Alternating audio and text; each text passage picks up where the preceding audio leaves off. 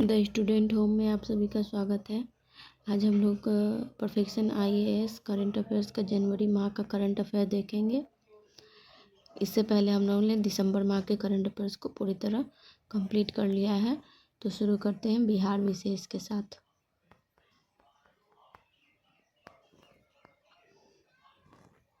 बिहार के 11 पुलिस अधिकारियों को राष्ट्रपति पुलिस पदक।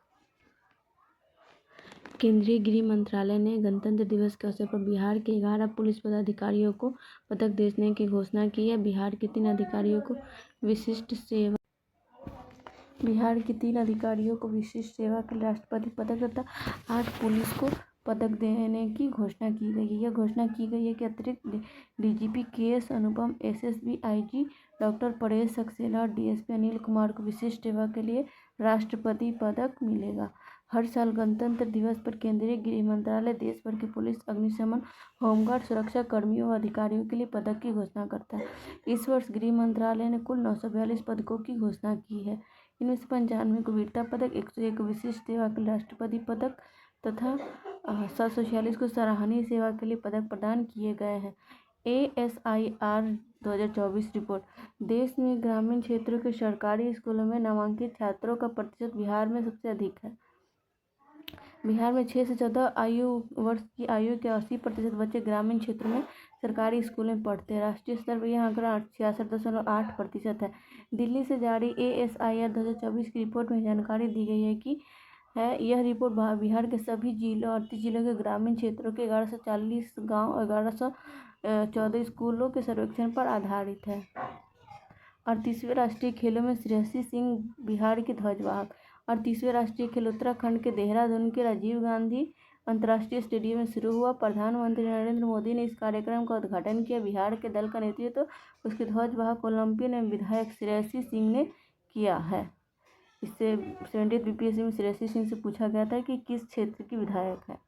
151वां सदस्य बिहार दल में 79 महिला और 72 पुरुष खिलाड़ी शामिल है। राष्ट्रीय खेलों का विषय हरित खेल। सदन में सुशील मोदी, संजय पासवान। राज्यपाल आरिफ मोहम्मद खान ने पूर्व मंत्री संजय पासवान द्वारा लिखित पुस्तक सदन में सुशील मोदी का विमोचन किया। पुस्तक में सुशील मोदी की संक्षिप्त जीवनी और सदन में उनके भाषणों का संग्रह शामिल है। 68वीं राष्ट्रीय स्कूल गेम्स साइकिलिंग चैंपियनशिप। 3 दिवसीय 68वीं राष्ट्रीय school games cycling championship Patna के मरीन ड्राइव पर शुरू हुई। 68वें राष्ट्रीय खेलों में राजस्थान राज्य ने ओवरऑल चैंपियन का खिताब जीता। राजस्थान को प्रथम के बाद महाराष्ट्र को दूसरा स्थान प्राप्त हुआ। अंडर 14 और अंडर 17 साइकिलिंग प्रतियोगिता मणिपुर विजेता और राजस्थान उप विजेता। अंडर 19 वर्ग में महाराष्ट्र को विजेता, राजस्थान को उप विजेता घोषित किया गया। वाल्मीकि टाइगर रिजर्व BTR में दुर्लभ पक्षी नाइट हेरॉन दिखा। BTR में पहले से ही जानवरों की 100 से अधिक प्रजातियां और पक्षियों की 350 से अधिक प्रजातियां मौजूद है। नाइट हेरॉन को सफेद कानों वाला रात्रि बगुला कहा जाता है। अपने सफेद कानों और विशेषताओं के कारण रात्रि बगुलों को मायावी पक्षी भी कहा जाता है। वर्ष 2000 में इसे लुप्त प्राय पक्षियों की श्रेणी में शामिल किया गया था। बिहार में ई-ऑफिस प्रणाली लागू करने की घोषणा। प्रशासनिक दक्षता बढ़ाने के लिए बिहार सरकार ने ई-ऑफिस प्रणाली लागू करने की घोषणा की है। ई-ऑफिस का उद्देश्य सरकारी प्रक्रियाओं में पारदर्शिता, दक्षता और गति सुनिश्चित करना। इसके तहत सभी कार्मिकों का तकनीकी प्रशिक्षण अनिवार्य किया जाएगा ताकि वे नई प्रणाली को समझ सके और उसका प्रभावी ढंग से उपयोग कर सके। सर्वश्रेष्ठ चुनावी व्यवहार पुरस्कार 2024। पूर्वी चंपारण जिला निर्वाचन पदाधिकारी सौरभ जोरवाल को बेहतर चुनाव प्रबंधन के लिए सर्वश्रेष्ठ चुनावी व्यवहार पुरस्कार 2024 से सम्मानित किया गया। उन्हें 2024 के लोकसभा चुनाव में बेहतर चुनाव प्रबंधन और IT पहल के लिए चुना गया है। उन्हें सर पुरस्कार नई दिल्ली में आयोजित होने वाले चुनाव आयोग के राष्ट्रीय कार्यक्रम में दिया जाएगा। बिहार के 7 व्यक्तियों को मिला पद्म पुरस्कार। गणतंत्र दिवस की पूर्व संध्या पर 139 पद्म पुरस्कारों की घोषणा की गई। इनमें 7 हस्तियां बिहार से। पद्म विभूषण श्रीमती शारदा सिन्हा, पद्म भूषण श्री सुशील कुमार मोदी, पद्मश्री श्री भीम सिंह भावेश सामाजिक कार्य के लिए, श्री हेमंत कुमार चिकित्सा, श्री किशोर कुणाल सिविल सेवा, श्रीमती निर्मला देवी कला, श्री विजय नित्यानंद सुरेश्वर जी महाराज अन्य अध्यात्म।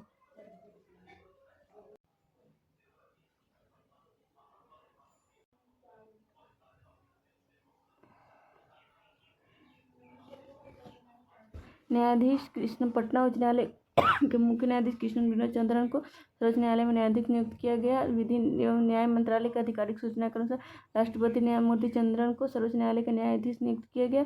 उच्चतम न्यायालय में न्यायाधीशों की संख्या 34 मुख्य न्यायाधीश समिति निर्धारित है। भारतीय संविधान के अनुच्छेद 144, 24, 147 में उच्चतम न्यायालय के न्यायाधीश से जुड़ी जानकारी है। न्यायालय से जुड़ी जानकारी। बिहार ने 2025 तक हाइड्रोसिल रोग से मुक्त करने का लक्ष्य रखा है। बिहार में 19,337 हाइड्रोसिल रोग के मरीज हो गए हैं। हाइड्रोसिल अंडकोश की थैली में सूजन जो तब होती है जब अंडकोश के चारों ओर तरल पदार्थ जमा हो जाता है। जेवियर शैक्षिक प्रशिक्षण संस्थान का नाम बदला। दीघा घाट स्थित जेवियर प्रशिक्षक प्रशिक्षण संस्थान को बिहार राज्य के जेवियर विश्वविद्यालय के नाम से विश्वविद्यालय की स्थापना तथा संचालन की अनुमति दी गई है। इस निजी विश्वविद्यालय का परिचालन क्षेत्र संपूर्ण बिहार होगा। प्रधानमंत्री आवास सर्वेक्षण में बिहार का पहला स्थान। बिहार में प्रधानमंत्री आवास योजना के अंतर्गत 80,000 से अधिक परिवारों का सर्वेक्षण पूरा हो चुका है। दूसरे स्थान पर उत्तर प्रदेश है जहाँ 55,000 परिवारों का सर्वेक्षण पूरा हो चुका है। बिहार में सबसे अधिक परिवारों का सर्वेक्षण पूर्वी चंपारण में किया गया है। इसके बाद समस्तीपुर, पश्चिम चंपारण, मुजफ्फरपुर, पटना का स्थान है। बिहार की अंशिका कुमारी का भारतीय तीरंदाजी टीम में चयन। बिहार की अंशिका कुमारी का तीरंदाजी विश्व कप भारतीय तीरंदाजी टीम में। अंशिका कुमारी भागलपुर की जमालपुर की रहने वाली है। खुशबू कुमारी को 2 स्वर्ण पदक। ओडिशा के ब्रह्मपुर में आयोजित होने वाले खेलो इंडिया महिला राष्ट्रीय भारोत्तोलन चैंपियनशिप बिहार की खुशबू कुमारी ने भारोत्तोलन में 2 स्वर्ण पदक जीते। खुशबू कुमारी ने जूनियर और सीनियर महिला स्नैच में 75 किलोग्राम तथा क्लीन एंड जर्क 71 किलोग्राम भार में 2 स्वर्ण पदक जीते। इसके अलावा साली ने जूनियर वर्ग में रजत पदक और सीनियर वर्ग में 76 किलोग्राम भार में कांस्य पदक जीता। आर्य प्रसून को सर्वश्रेष्ठ मॉडल का पुरस्कार। बिहार के बाल वैज्ञानिक आर्य प्रसून को East India Science and Engineering Fair 2025 में सर्वश्रेष्ठ मॉडल का पुरस्कार मिला। East India Science and Engineering मेला 2025 का आयोजन BITM कोलकाता में किया गया। भागलपुर। बिहार के बाल वैज्ञानिक आर्य प्रसून को राज्य सर्वश्रेष्ठ मॉडल का पुरस्कार मिला है। आमस दरभंगा पथ के किनारे औद्योगिक पार्क बनाने की घोषणा। मुख्यमंत्री नीतीश कुमार ने वैशाली जिले में आमस दरभंगा पथ के किनारे 1293 एकड़ भूमि पर औद्योगिक पार्क बनाने की घोषणा की। औद्योगिक पार्कों में गोदाम, वितरण आपूर्ति केंद्र, अन्य कारखाने शामिल हो सकते हैं। औद्योगिक पार्क का ट्रेंडिंग एस्टेट या औद्योगिक एस्टेट भी कहा जाता है। बिहार का पहला घड़ियाल अभ्यारण्य गोपालगंज में। कहाँ बनेगा? गोपालगंज में पहला घड़ियाल अभ्यारण्य। राज्य का पहला पर्यटन पार्क भागलपुर के सुल्तानगंज में गंगा नदी के तट पर बनाया जाएगा। पर्यटन पार्क भागलपुर। अभ्यारण्य बनने से लुप्तप्राय जलीय प्रजाति घड़ियाल का संरक्षण एवं संवर्धन हो सकेगा। घड़ियाल को अंतर्राष्ट्रीय प्रकृति संरक्षण आयोग से इनकी लुप्तप्राय प्रजाति की लाल सूची में शामिल किया गया है। विभाग के एक मोटे अनुमान के अनुसार गंडक में घड़ियालों की संख्या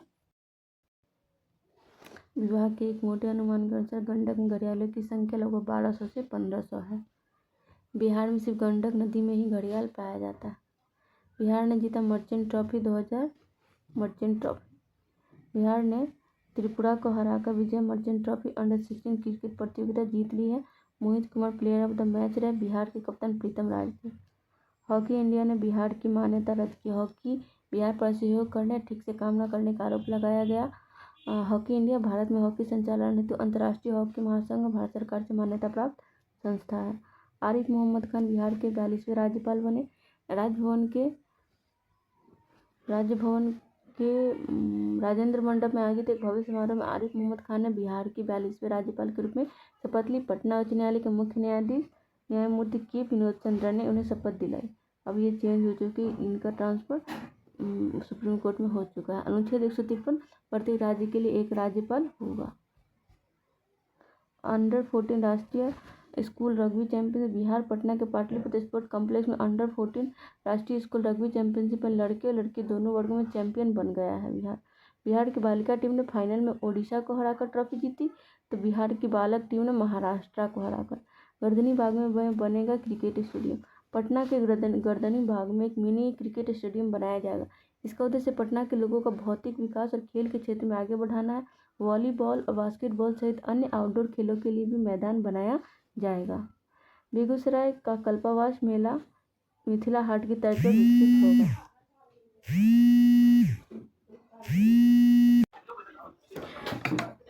बेगूसराय का कल्पावास मिथिला हाट की तर्ज पर विकसित होगा। मुख्यमंत्री नीतीश कुमार ने घोषणा की है कि सिमरिया घाट बेगूसराय का कल्पावास मिथिला हाट की तर्ज पर विकसित किया जाएगा।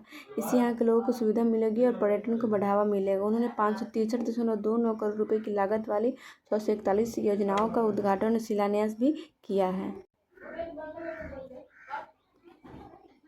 मुख्यमंत्री नीतीश कुमार ने घोषणा की कि सिमरिया घाट बेगूसराय का कल्पावास मेला मिथिला हाट की तर्ज पर विकसित किया जाएगा। इससे यहाँ के लोगों को सुविधा मिलेगी, पर्यटन को बढ़ावा मिलेगा। उन्होंने 563.29 करोड़ रुपए की लागत वाली 641 योजनाओं का उद्घाटन और शिलान्यास भी किया। नीतीश कुमार ने कांवल झील के समेकित विकास की घोषणा की। नेक्स्ट है राष्ट्रीय घटनाक्रम। वन नेशन वन सब्सक्रिप्शन योजना शुरू। सरकार ने आज से वन नेशन वन सब्सक्रिप्शन योजना विद्यार्थियों के सिंगल्स की शुरुआत की है। इस योजना का उद्देश्य टॉपफार्म के तहत शोध पत्रों, प्ले सब्सक्रिप्शन,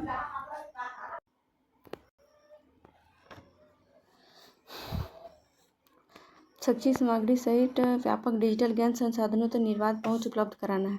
इस योजना से अलगन लेने की जरूरत नहीं, क्लिप्स अलग जगह सब पड़ेगी, सब पता नहीं क्या ही लिखा है। ज्ञान सबका सुलभ होगा।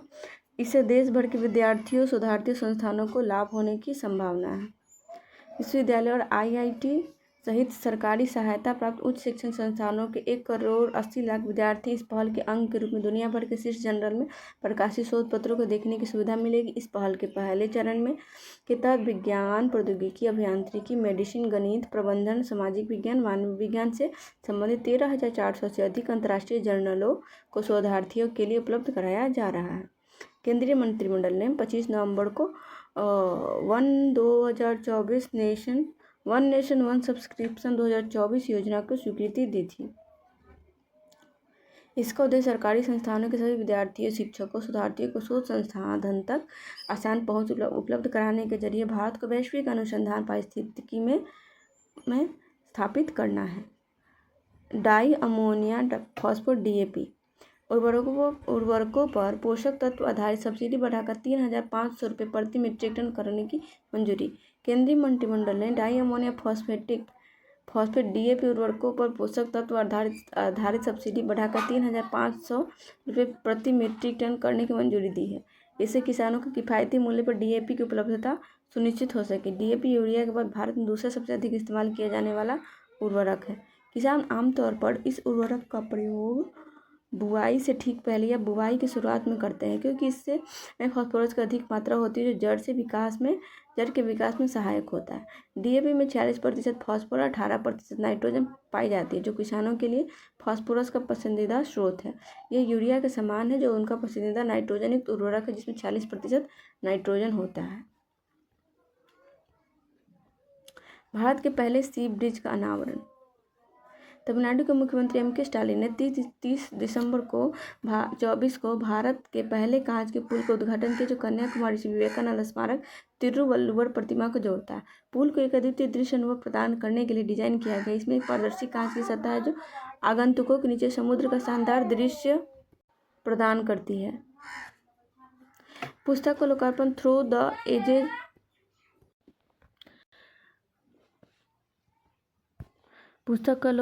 Through the edges raw and Ladakh Jammu Kashmir.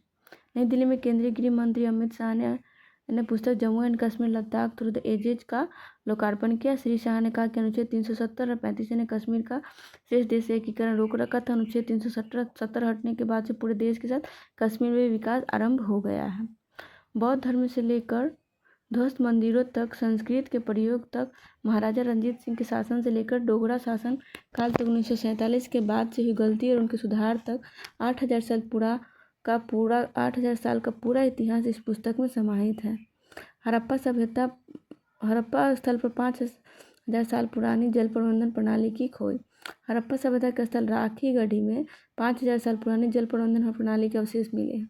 इनमें टीले 1 और 2 के बीच स्थित एक जल निकाय के निशान शामिल है। यह एक जल भंडारण स्थल प्रतीत होता है। राखी गढ़ी, जो अब तक का सबसे बड़ा ज्ञात हड़प्पा युग स्थल है, 865 एकड़ में फैला हुआ और अपने ऐतिहासिक महत्ता के लिए विश्व स्तर पर मान्यता प्राप्त है। अब देखिए भारत बना दुनिया का तीसरा सबसे बड़ा मेट्रो नेटवर्क। भारत में मेट्रो रेल नेटवर्क का तेजी से विस्तार हो रहा है। देश में मेट्रो रेल नेटवर्क की कुल लंबाई बढ़कर 1000 किलोमीटर तक पहुंच गई है। इस बड़े नेटवर्क के साथ भारत अब चीन और अमेरिका को दुनिया का तीसरा सबसे बड़ा मेट्रो रेल नेटवर्क वाला देश बन गया है। भारत के 11 राज्यों के कुल 23 शहरों में मेट्रो रेल नेटवर्क है। 25 अप्रैल 2023 को केरल के कोच्चि में भारत की पहली जल मेट्रो परियोजना शुरू की गई। भारत की पहली मेट्रो को कोलकाता मेट्रो के नाम से जाना जाता है। इसकी शुरुआत 1984 में हुई थी। भारत पोल पोर्टल का शुभारंभ। गृह मंत्री अमित शाह ने नई दिल्ली में भारत पोल पोर्टल का शुभारंभ किया। भारत पोल पोर्टल और 3 नए आपराधिक कानून विदेश भागने वाले भगोड़ों को पकड़ने के लिए एक मजबूत माध्यम के रूप में काम करेंगे।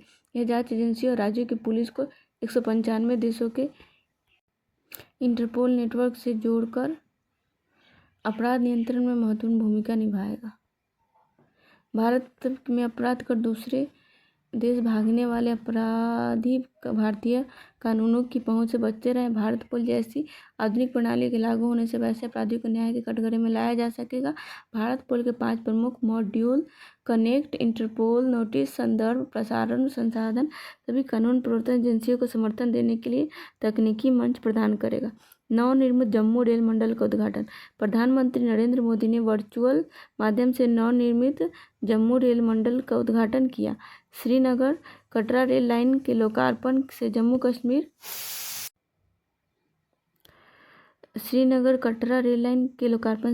आसपास के क्षेत्र को महत्वपूर्ण लाभ मिलेगा। इससे रोजगार सृजन, व्यापार में लाभ और पर्यटन को बढ़ावा मिलेगा। यह उत्तरी रेलवे जोन का 69वां डिवीजन बन गया है। प्रणब मुखर्जी भारत के 13वें राष्ट्रपति थे। गोदावरी ग्लोबल यूनिवर्सिटी में विश्व तेलुगु सम्मेलन का आयोजन। विश्व तेलुगु सम्मेलन का आयोजन आंध्र प्रदेश के राजा महेंद्रवरम गोदावरी ग्लोबल यूनिवर्सिटी में हुआ।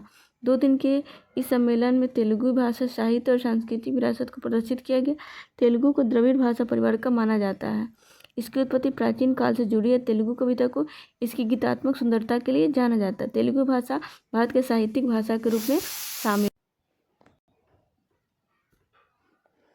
प्रयागराज में आकाशवाणी के कुंभवाणी चैनल का शुभारंभ होगा। उत्तर प्रदेश के प्रयागराज में आकाशवाणी के कुंभवाणी चैनल का शुभारंभ किया गया।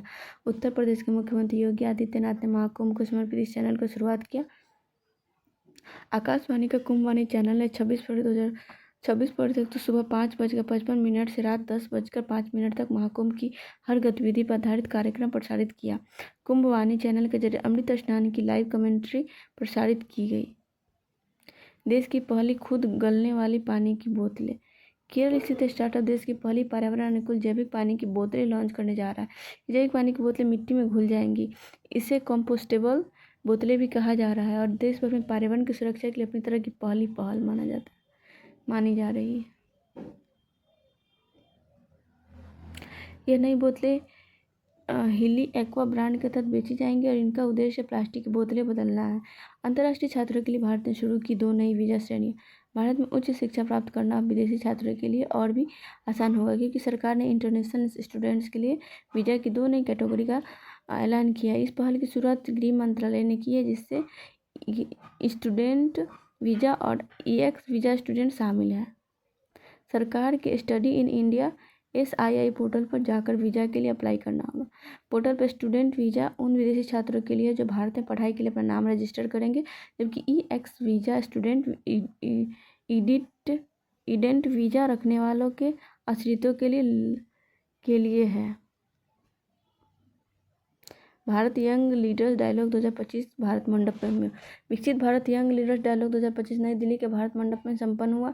युवा मामले और खेल मंत्रालय ने कहा कि 3 दिवसीय कार्यक्रम का उद्देश्य युवाओं को विकसित भारत के नवीन समाधान प्रस्तुत करने के लिए एक अनूठा मंच प्रदान करना है। यह युवा नेताओं को देश के भविष्य का आकार देने में अपने विचारों का योगदान देते हुए नीति निर्माताओं, राष्ट्रीय और वैश्विक हस्तियों के साथ सीधे जुड़ने का अवसर प्रदान करेगा। प्रतिभागी 10 पहचाने के विषयों पर केंद्रित विषयगत प्रस्तुतियों और प्रतियोगिताओं में शामिल हुए। इनमें विकास भी, विरासत भी, विकसित भारत के युवाओं को सशक्त बनाना, कृषि में उत्पादकता बढ़ाना, भारत को दुनिया की स्टार्टअप राजधानी बनाना और भविष्य के लिए बुनियादी ढांचे का निर्माण करना शामिल है। Henley passport index 2025। भारत की हेनले पासपोर्ट इंडेक्स 2025 में रैंकिंग 85वें स्थान पर पहुंची, जो वे स्थान 5वें स्थान नीचे हैं, जो पूर्व के स्थान से 5 स्थान नीचे हैं। 2024 में 80वें स्थान पर था। यह index international air transport authority IATA के डेटा पर आधारित है और पासपोर्ट मोबिलिटी का आकलन करने का एक वैश्विक रूप से मान्यता प्राप्त उपकरण है। सिंगापुर लगातार दूसरे साल शीर्ष स्थान पर बना हुआ है, जबकि जापान जो शीर्ष स्थान पर था 2023 से 18 से 2023 तक, अब दूसरे स्थान पर है। 85वां स्थान 2025 में भारत का, 2024 में 80वां स्थान। सर्वोच्च रैंकिंग 71वां स्थान 2006 में। निम्नतम रैंकिंग 90वां स्थान 2021 में। सबसे बुरा था 2021 में, सबसे अच्छा था 2006 में। विकसित भारत युवा नेता संवाद। राष्ट्रीय युवा दिवस 12 जनवरी के अवसर प्रधानमंत्री नरेंद्र मोदी नई दिल्ली में विकसित भारत युवा नेता संवाद 2025 में हिस्सा लिया। 3 दिन के युवा उत्सव ने युवाओं को विकसित भारत के लिए नए उपाय सुझाने का मंच प्रदान किया। उन्होंने इस अवसर पर प्रतिभागियों द्वारा 10 विषयों पर लिखे गए उत्कृष्ट निबंधों का एक संकलन का विमोचन किया। इनमें प्रौद्योगिकी, स्थिरता, महिला सशक्तिकरण, विनिर्माण, कृषि जैसे विषय शामिल हैं। सोनमर्ग सुरंग का किया उद्घाटन। प्रधानमंत्री नरेंद्र मोदी ने कश्मीर के गांदरबल जिले में प्रतिष्ठित सोनमर्ग सुरंग का उद्घाटन किया और इसे राष्ट्र को समर्पित किया। सोनमर्ग सुरंग गांदरबल जिले में गगनगिरी और सोनमर्ग के बीच यात्रा के समय को घटाकर 20 से 25 मिनट कर देगी। यह गगनगिरी और सोनमर्ग के बीच एक बेहतर संपर्क प्रदान करेगी। यह सुरंग सोनमर्ग में घरेलू और अंतर्राष्ट्रीय पर्यटन को भी बढ़ावा देगा। नई दिल्ली में तीसरे तमिल संगमम KTS पोर्टल का शुभारंभ। केंद्रीय शिक्षा मंत्री धर्मेंद्र प्रधान ने नई दिल्ली में तीसरे काशी तमिल संगमम KTS पोर्टल का शुभारंभ किया। काशी तमिल संगमम अगले महीने की 15 से 24 फरवरी तक मनाया जाएगा। इस वर्ष के आयोजन का विषय सिद्ध चिकित्सा पद्धति और शास्त्रीय तमिल साहित्य में अगस्त्य ऋषि के महत्वपूर्ण योगदान पर प्रकाश डालता है। इस कार्यक्रम में 5 श्रेणियों के अंतर्गत लगभग 1000 लोग भाग लेंगे। इनमें विद्यार्थी, शिक्षक, किसान, कारीगर, पेशेवर, छोटे उद्यमी, महिलाएं और शोधकर्ता शामिल हैं। इसके अलावा सभी केंद्रीय विश्वविद्यालयों से 200 तमिल विद्यार्थियों का एक दल वाराणसी, प्रयागराज, अयोध्या की स्थानीय यात्राओं में भी भाग लेगा। QS world future skills index में भारत को दूसरा स्थान। QS world future skills India ने डिजिटल कौशल के लिए भारत को कनाडा, जर्मनी से आगे दूसरे स्थान पर रखा है। रिपोर्ट के मुताबिक AI, डिजिटल और ग्रीन एनर्जी जैसे क्षेत्रों में भारत का प्रदर्शन दुनिया के अन्य देशों से बेहतर है। QS रैंकिंग में अमेरिका ने 100 अंकों के साथ पहला स्थान हासिल किया, जबकि भारत 99.1 अंकों के साथ दूसरे और मैक्सिको 98.2 अंकों के साथ तीसरे स्थान पर रहा है। अमेरिका के बाद भारत ऐसा दूसरा देश है जहां युवाओं को आर्टिफिशियल इंटेलिजेंस, डिजिटल तकनीक और ग्रीन एनर्जी जैसे उच्च मांग वाले क्षेत्रों में सबसे योग्य माना गया है। भारत की कुल रैंकिंग 25वें स्थान पर रही। 4 मुख्य पैमाने skill fit, academic readiness, future of work, आर्थिक बदलाव पर अलग श्रेणी में यह स्थान हासिल है। आधारित इस रैंकिंग में भारत ने कुछ भी लिख देता है। स्किल फिट में 37वां स्थान, एकेडमिक रेडीनेस में 26वां स्थान, आर्थिक बदलाव में 40वां स्थान। रिपोर्ट के अनुसार भविष्य की जरूरतों को देखते हुए भारतीय अपने कौशल में तेजी से सुधार कर रहे हैं, वैश्विक स्तर पर प्रतिस्पर्धा कर रहे हैं। भारत की तेजी से बढ़ती अर्थव्यवस्था और युवाओं की बड़ी आबादी उसे अन्य देशों से अलग बनाती है। रिपोर्ट में बताया गया कि 2025 से 30 के बीच भारत की आर्थिक विकास दर सालाना 6.5% रहने का अनुमान है। भारत मोबिलिटी ग्लोबल एक्सपो का उद्घाटन 2025। प्रधानमंत्री श्री नरेंद्र मोदी ने नई दिल्ली स्थित भारत मंडपम में भारत मोबिलिटी ग्लोबल एक्सपो 2025 का उद्घाटन किया। इस अवसर पर उद्योग विशेषज्ञ, मोबिलिटी क्षेत्र से जुड़े प्रतिनिधि, भागीदार संघ, विदेशी दूतावासों और मिशनर के प्रतिनिधि, सरकारी अधिकारी, नीति निर्माता और प्रेस तथा मीडिया के सदस्य मौजूद थे। केंद्रीय वाणिज्य एवं उद्योग मंत्री श्री पीयूष गोयल ने नई दिल्ली में भारत मोबिलिटी ग्लोबल एक्सपो 2025 के उद्घाटन के अवसर पर बताया कि भारत मोबिलिटी ग्लोबल एक्सपो दुनिया का दूसरा सबसे बड़ा ऑटोमोटिव एक्सपो बन गया है। भारत रणभूमि दर्शन। बॉर्डर टूरिज्म को बढ़ावा देने के लिए भारत सरकार ने भारत रणभूमि दर्शन की शुरुआत की। इसके लिए बैटलफील्ड टूरिज्म ऐप लॉन्च किया गया। इस ऐप की मदद से आपको भी बॉर्डर एरिया तक जाने की मंजूरी मिलेगी। टूरिस्ट उन सभी जगहों पर घूम सकते हैं। यह रक्षा और पर्यटन मंत्रालय के साथ साथ सेना की एक पहल भारत रणभूमि दर्शन जनवरी 15 ऐप को रक्षा मंत्री राजनाथ सिंह ने 2025 को सेना दिवस के साथ लॉन्च किया था। रणभूमि दर्शन 2025 को लॉन्च किया था। सेना दिवस समारोह के समाप्त 1962 से 1999, 1962, 1999, 1971। कारगिल संघर्षों के स्थान सियाचिन, बेस कैंप, यहाँ तक कि वह स्थल जहाँ गलवान संघर्ष हुआ था 2020 में, पर्यटकों के लिए सुलभ होगा। बेंगलोर में अमेरिकी वाणिज्य दूतावास का उद्घाटन। विदेश मंत्री जयशंकर बेंगलोर में अमेरिकी वाणिज्य दूतावास के उद्घाटन समारोह में शामिल हुए। इस दौरान उनके साथ भारत में अमेरिकी राजदूत एरिक गारसेटी, अमेरिकी राजदूत कौन है भारत में, एरिक गारसेटी भी मौजूद रहे। इस कदम को भारत अमेरिका संबंधों में एक महत्वपूर्ण क्षण बताते हुए जयशंकर ने यह भी घोषणा की कि भारत जल्द ही लॉस एंजल्स में अपना वाणिज्यिक दूतावास खोलेगा। बहुत अच्छी बात है। तो रहने देते हैं यहीं तक, फिर हम लोग कल राष्ट्रीय घटनाक्रम को पूरा कंप्लीट कर लेंगे। धन्यवाद।